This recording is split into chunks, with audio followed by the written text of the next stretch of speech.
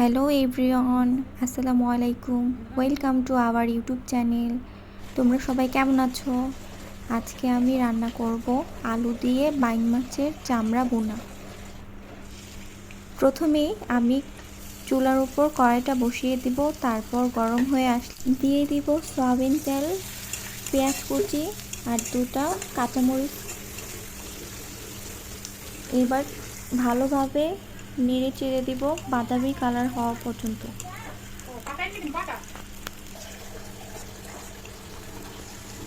পেঁয়াজের কালার বাদামি বর্ণের হয়ে আসছে। এখন দিয়ে দেব আদা রসুন বাটা, গরম মশলা বাটা। আদা রসুন বাটা আর মশলা বাটা একটু ভেজে নেব যাতে কাঁচা গন্ধটা না আসে। এভাবে মশলাটা ভেজে নিলে কাঁচা গন্ধটা আসে না। এখন দিয়ে দেব সামান্য পরিমাণ পানি, ভালোভাবে মিশিয়ে নেব। এখন দিয়ে দেব 2 চামচ হলুদ গুঁড়ো, 1.5 চামচ মরিচ গুঁড়ো আর স্বাদ মতো লবণ দিয়ে ভালোভাবে মশলাগুলো কষিয়ে নেব।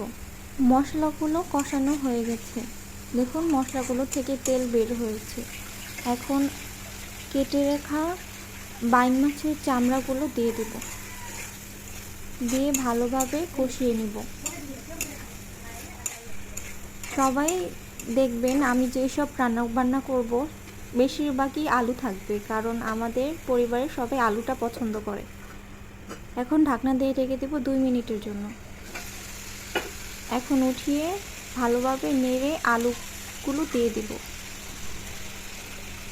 এবার ভালোভাবে নেড়ে দেব। আমি রান্নাটি প্রথমবারের মতো করেছি। একজন আমাকে বলেছে যেভাবে রান্না করলে অনেক মজার হয়। সত্যি অনেক মজার হয়েছিল রান্নাটি। আপনারাও করে খেতে পারেন এভাবে। বাইং মাছের চামড়া আলু দিয়ে ভুনা করলে অনেক মজার হয়।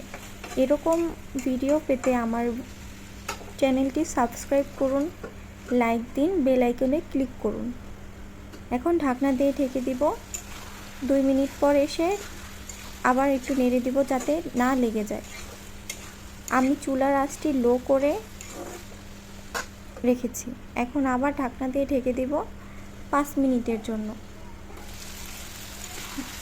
বারবার নাড়াচাড়া দিয়ে দিতে হবে যাতে পোড়া না লেগে যায়, তাহলে স্বাদটা ভালো আসবে না।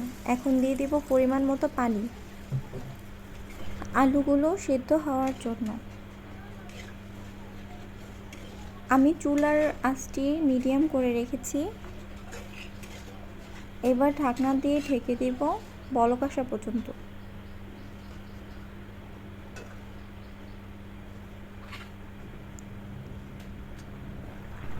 বলক এসে গেছে।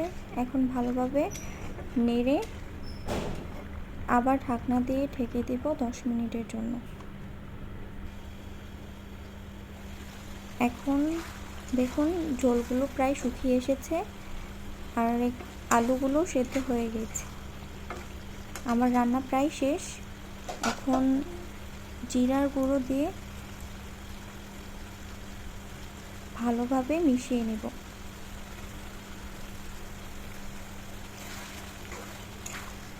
একদম মাখা মাখা করে রান্না করবেন, খেতেও খুব মজার হয়। আর আমার ভিডিওতে যদি কোনো ভুল ত্রুটি হয় ক্ষমার দৃষ্টিতে দেখবেন। সবাই ভালো থাকবেন। আল্লাহ হাফেজ।